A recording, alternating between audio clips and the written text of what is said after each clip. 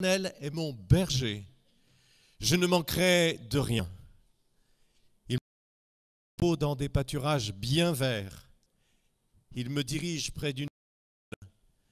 Il me redonne des forces. Il me conduit dans les sentiers de la justice à cause de son nom. Je marche dans la sombre vallée. Je ne redoute aucun mal, car tu es avec moi. Ta conduite et ton appui, voilà ce qui me réconforte. Tu dresses devant moi une table en face de mes adversaires. Tu verses de l'huile sur ma tête et ma coupe. Oui, le bonheur et la grâce m'accompagneront tous les jours de ma vie et je reviendrai dans la maison de l'Éternel jusqu'à la fin de mes jours. Gloire à Dieu. On prie ensemble. Tu nous accueilles, Seigneur. Nous sommes, comme tu le sais, imparfaits. Il y a tellement de choses encore qu'il y a à changer dans nos vies, des choses qui nous humilient. Mais ce matin, tu nous accueilles. Tu nous ouvres les bras. Tu nous reçois dans ta présence. Dans ta maison, nous sommes assis et nous sommes au bénéfice de ton esprit, de toutes les bénédictions spirituelles et de ta parole que nous ouvrons maintenant. Je sais que c'est un temps de salut, un temps de victoire, un temps de grâce. Je te bénis au nom de Jésus pour la puissance et l'impact de ta parole dans nos vies ce matin. Au nom de Jésus. Le psaume 23, certainement, est le plus connu de tous les psaumes. Tous nous avons vu à l'occasion un film dans lequel il y a un... Quand je marche dans la vallée de l'ombre de la mort,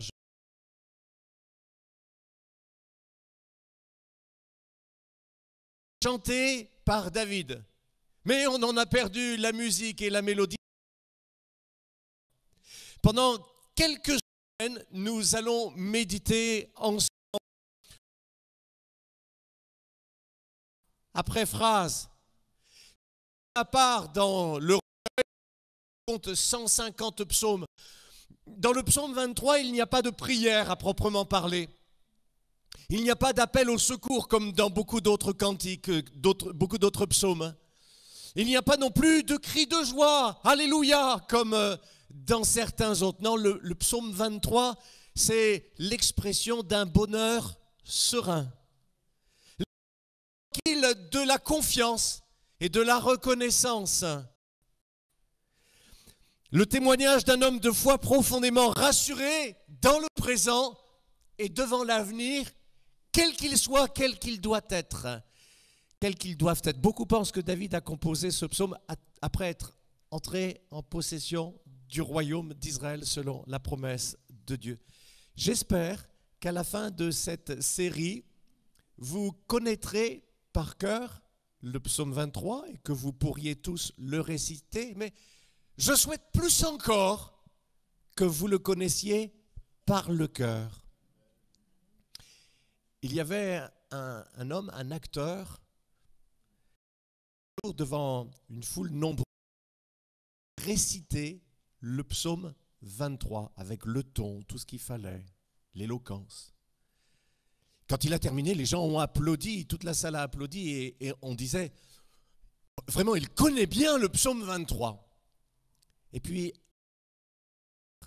a demandé aussi. Alors, il a dit le psaume 23 et quand il a terminé, personne n'a applaudi. Mais beaucoup de gens pleuraient dans la salle. Et il disait, lui, il connaît le berger. Le psaume commence donc avec la figure du berger pour désigner Dieu. Alors pour nous, le berger, c'est une image sympathique et champêtre. Mais en fait, c'est surtout une image très humble. En Orient, depuis les temps bibliques et jusqu'à aujourd'hui, le berger, voyez-vous, est un homme méprisé.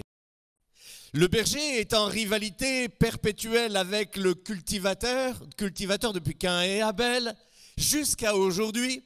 Et des deux, c'est lui, le berger, qui a la plus mauvaise réputation. Pourquoi? Eh bien parce que quand la steppe est aride, certains bergers peu consciencieux ont la fâcheuse habitude de laisser les moutons pâturer dans les champs cultivés. Et quand on vient leur en faire le reproche, ils jurent que non, pas du tout, jamais de la vie, ils n'y sont pour rien. Raison pour laquelle, dans l'Orient ancien, le témoignage d'un berger n'était pas reçu au tribunal. Parce que tout le monde se disait berger égale mytho. C'est pourquoi, quant à la naissance de Jésus, l'ange a demandé au berger d'annoncer la bonne nouvelle de la naissance du Sauveur et du Messie. Déjà, il y a l'indice. Dieu assume que son message sera méprisé parmi ce monde. Car Dieu a choisi les choses qui sont méprisées dans ce monde pour confondre celles qui croient être. Le métier de berger était une occupation très humble. C'est parce que David était le petit dernier qu'on l'envoyait garder les moutons, pendant que ses frères plus grands s'occupaient des choses sérieuses et plus tard ont été envoyés à la guerre.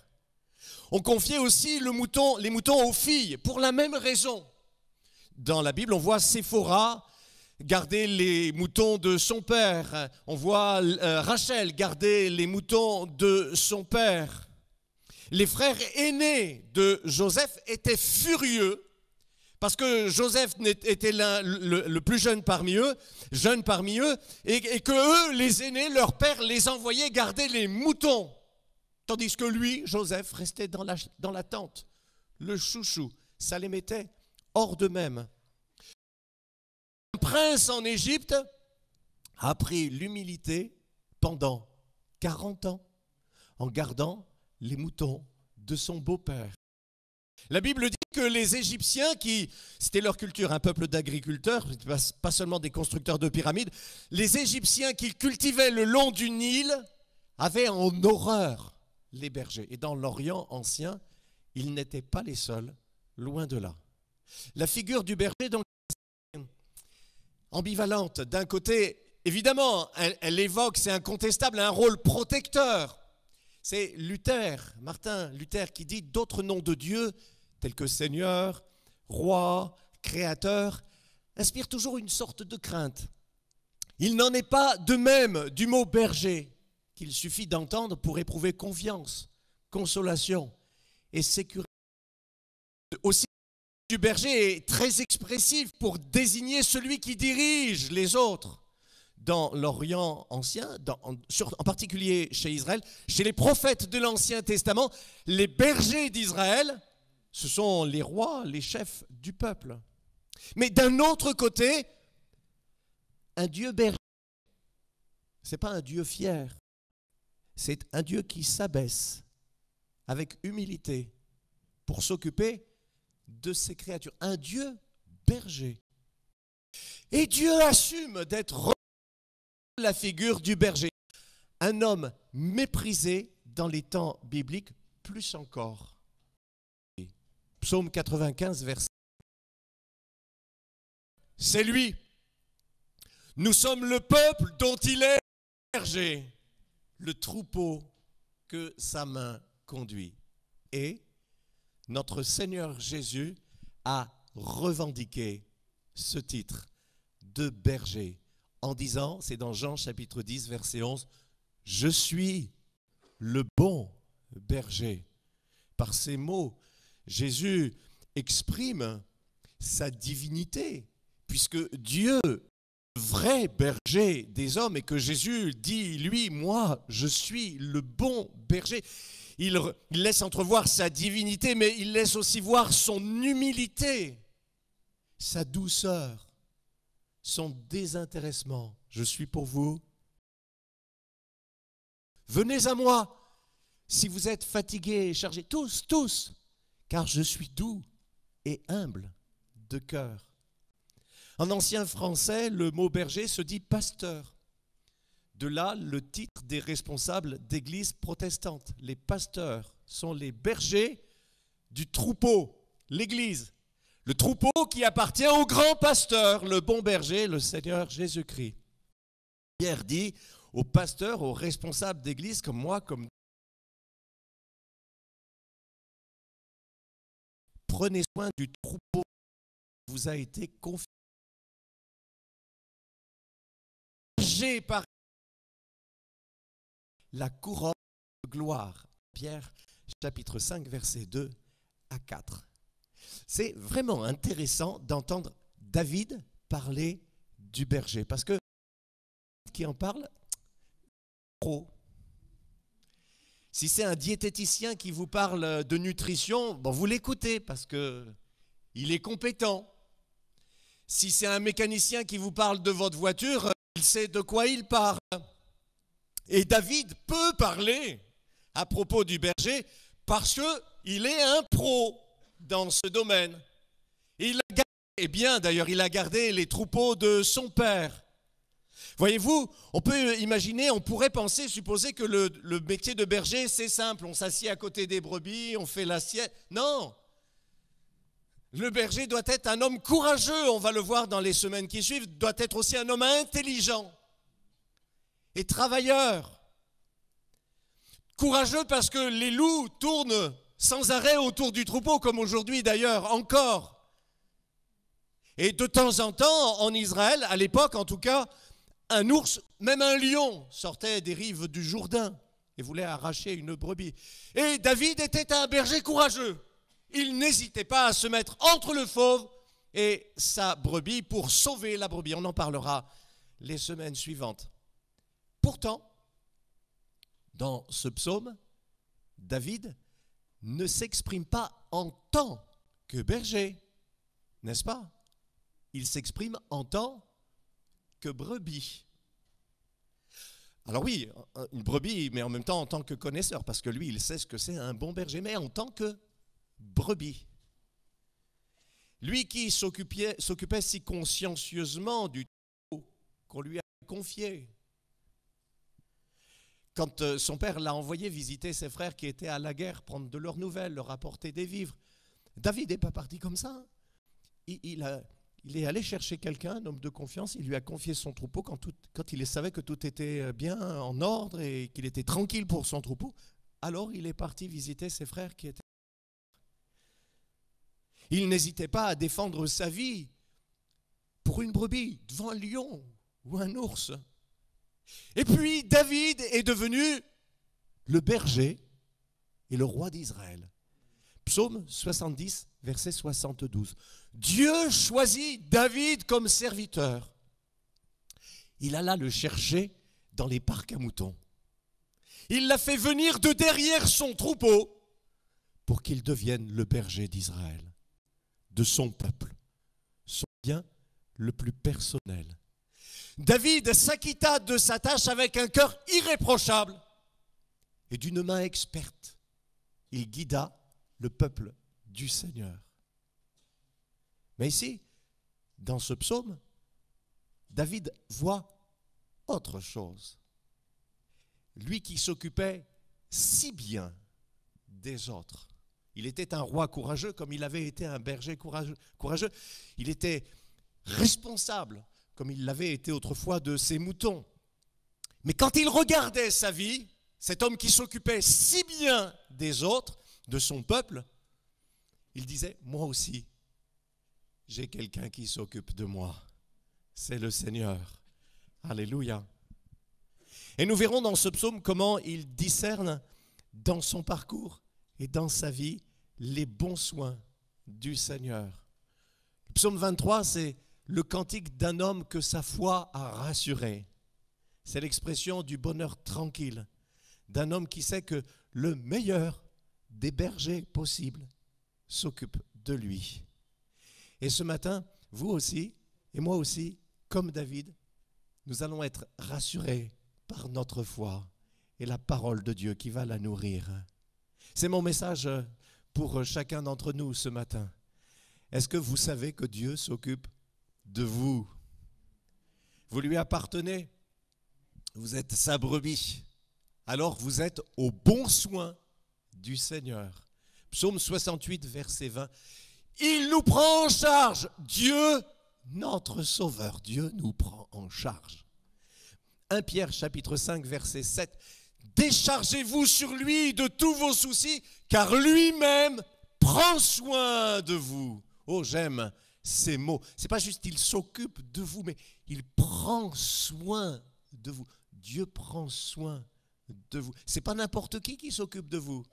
C'est le Seigneur. Attention, le Tout-Puissant.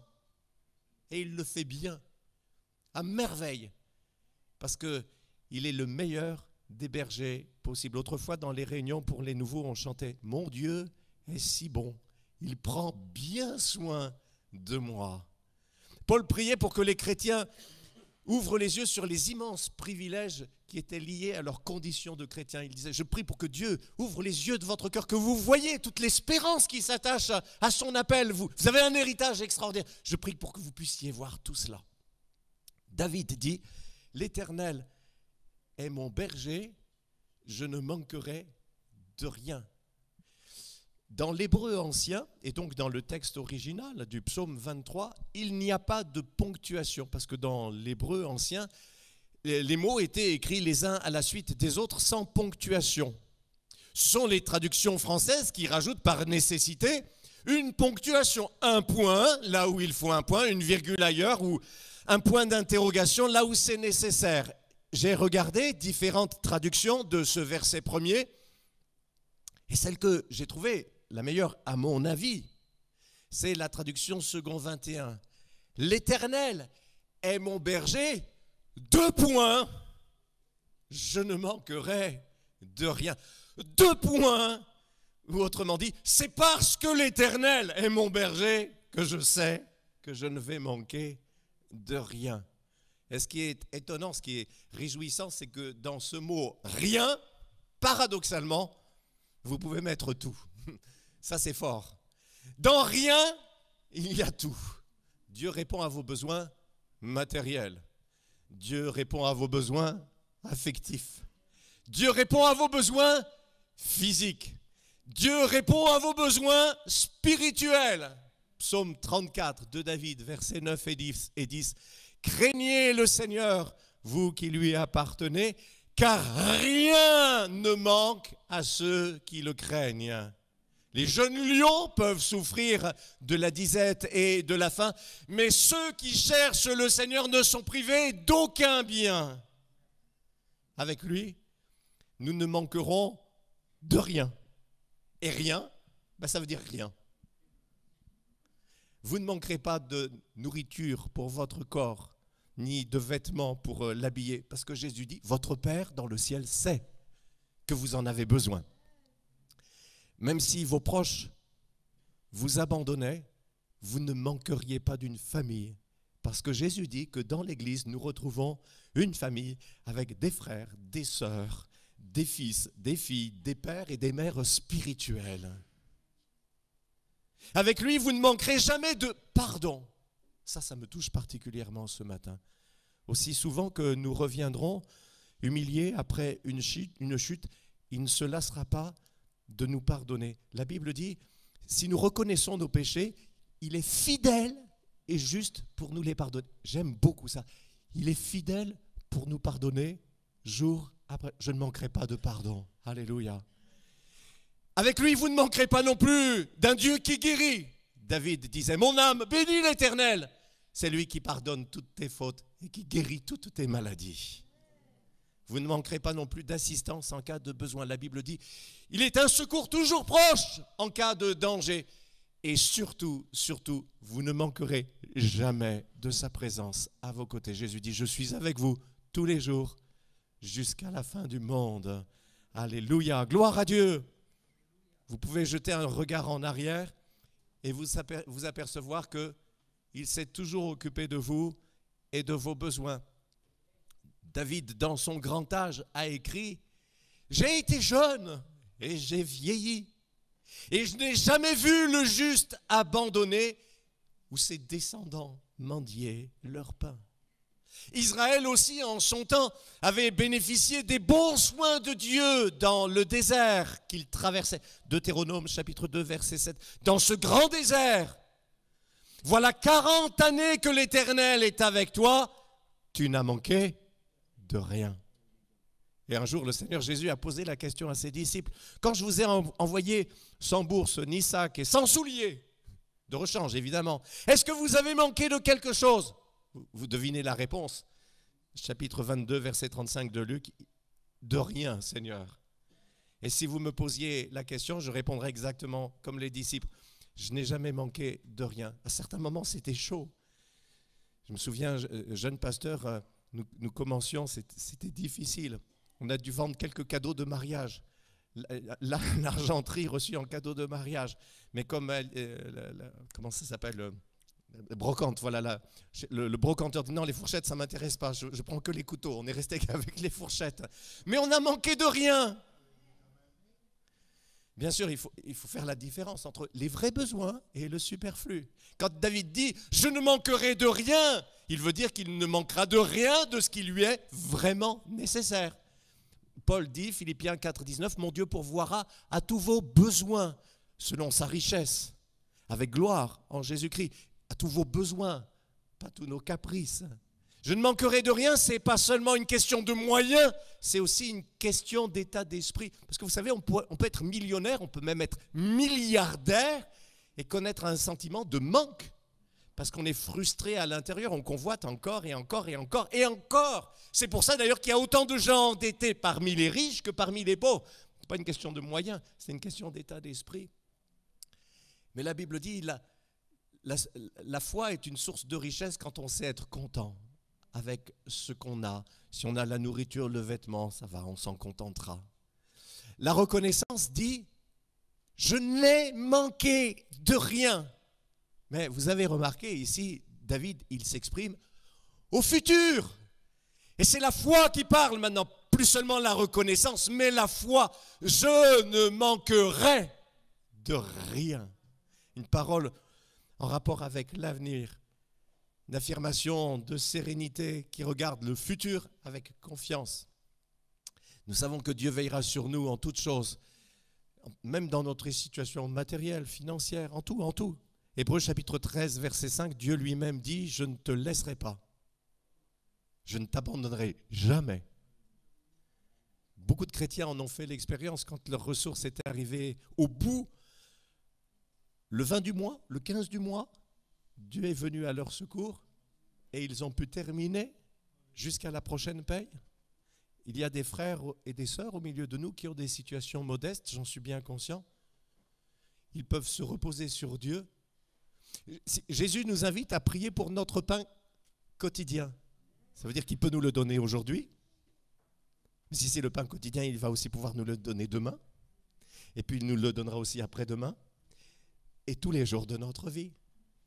Et il peut aussi nous donner, bien sûr, le travail qui nous permettra justement de gagner ce pain quotidien comme il se doit.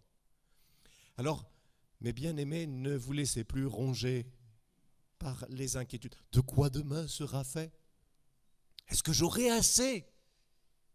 Est-ce que je vais manquer de quelque chose? Non! Je ne manquerai de rien.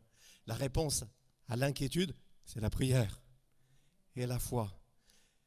Ne vous inquiétez de rien, dit Paul, Philippiens chapitre 4. De rien, mais c'est pareil. En toute chose, faites connaître vos besoins à Dieu. La prière et la foi. Quelqu'un a dit, l'inquiétude est venue frapper à la porte de ma maison. J'ai envoyé la foi lui répondre. Elle a ouvert la porte et elle n'a rien vu du tout. Gloire à Dieu. La confiance pour l'avenir. Elle nous rend aussi désintéressés. Vous savez, l'avarice est une conséquence de l'incrédulité, oui. Parce que nous avons peur de manquer, nous ne savons pas partager. Mais Dieu s'occupe des besoins de ceux qui sont généreux. C'est aux Philippiens. Vous avez fait ce qu'il fallait, vous avez été généreux, et mon Dieu pourvoira à tous vos besoins selon sa richesse, avec gloire, en Jésus-Christ. Quelqu'un a dit, la bénédiction de Dieu, il faut la faire circuler. Parce que si on la bloque, elle ne passera plus par nous. L'œuvre que Dieu nous appelle à faire ne manquera pas non plus de moyens. Et je suis heureux de cela pour notre Église. Hudson Taylor, célèbre missionnaire en Chine, a dit « L'œuvre de Dieu, faite à la façon de Dieu, ne manquera jamais de moyens. » Quelqu'un d'autre a dit « Quand Dieu a un projet, il a aussi le budget qui va avec. » Je ne manquerai de rien pour mes besoins, pour ma famille. Autrefois, on utilisait l'expression « les bouches à nourrir », mais il n'y a pas que les bouches.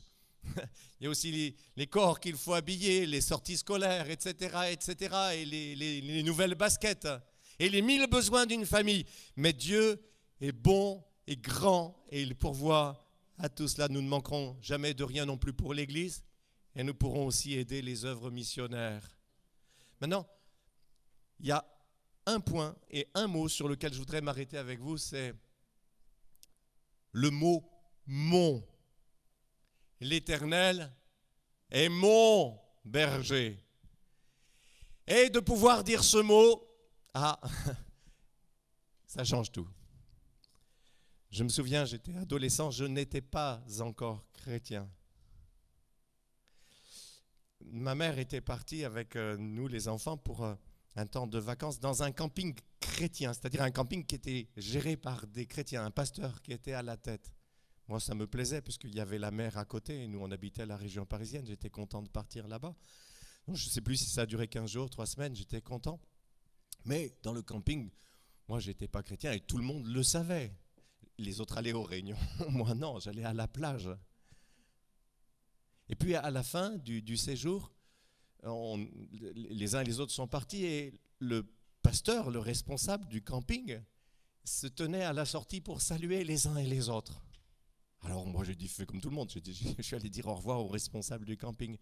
Il y avait devant moi des gens, des jeunes et des vieux, et à chacun le pasteur disait « Que Dieu te garde », où il faisait la bise. « Que Dieu te garde, que Dieu te garde ». Et puis quand ça a été mon tour de passer, il m'a regardé, il m'a dit « Garde-toi bien ». Vous ne pouvez pas savoir l'effet que ça m'a fait. J'ai compris le message 5 sur 5. C'est vrai, moi, dans la vie, j'ai personne pour me protéger. C'est ce que j'ai voulu, c'est ce que j'ai choisi. Je peux compter que sur moi. Allez, c'est comme ça. J'étais jeune et j'étais bête. Et dans les mois qui ont suivi, et si tu mourais maintenant, où est-ce que tu passerais ton éternité? C'était 2 ans avant ma conversion. Vous savez, les pasteurs, ils sont intelligents. Hein? Est-ce que le Seigneur est devenu votre berger? À vous aussi. Pour que vous puissiez dire avec David et avec nous et avec moi, le Seigneur est mon berger. Ce berger qui s'appelle l'Éternel dans notre psaume et qui veut être le vôtre est venu marcher sur la terre des hommes en la personne de Jésus-Christ qui a été pendant de longues années un charpentier humble. Hébreux chapitre 13 verset 20, Dieu, source de la paix, a ramené d'entre les morts notre Seigneur Jésus, devenu le grand berger des brebis, grâce au sang de son sacrifice qui garantit l'alliance éternelle. Vous ne trouverez jamais un meilleur berger que lui. Jésus dit dans Jean chapitre 10 verset 11 à 13, je suis le bon berger. Le bon berger est prêt à donner sa vie pour ses brebis. Verset 14, je suis le bon berger. Je connais mes brebis et elles me connaissent. Est-ce que vous avez une relation personnelle avec Jésus-Christ? Je les connais par leur nom, je les appelle par leur nom. Est-ce que vous l'avez entendu vous appeler personnellement? Si ce n'est pas encore le cas, écoutez-le ce matin. Il le fait. Jésus a pitié de vous parce qu'il vous voit comme un mouton tout seul et tout bête qui n'a pas de berger. Et il vous appelle par votre nom. C'est-à-dire il vous appelle d'une manière personnelle, intime. Vous savez qu'il vous appelle. C'est extraordinaire. Je les appelle par leur nom. Il veut devenir votre gardien et bien s'occuper de vous. La Bible dit aux chrétiens, vous étiez en effet comme des brebis égarées, mais maintenant, vous êtes retournés vers le berger et le protecteur de votre âme. Jésus, le berger humble et doux, qui s'est humilié dans les souffrances de la croix. Jésus, que Dieu a ramené d'entre les morts pour être le grand berger du troupeau. C'est lui que nous adorons ce matin. Le groupe de chant peut revenir, s'il vous plaît. Si vous appartenez au bon berger, vous avez un privilège extraordinaire. Il prend bien soin de vous. En cet instant, maintenant, comme David, laissez la foi monter dans votre cœur et elle va submerger les inquiétudes, les craintes par rapport à aujourd'hui et par rapport à demain. Le Seigneur est mon berger, je ne manquerai de rien. Et s'il n'était pas encore votre berger, eh bien ce matin il vous appelle par votre nom. Que Dieu vous bénisse. Je vous propose qu'on se lève ensemble maintenant et on chante.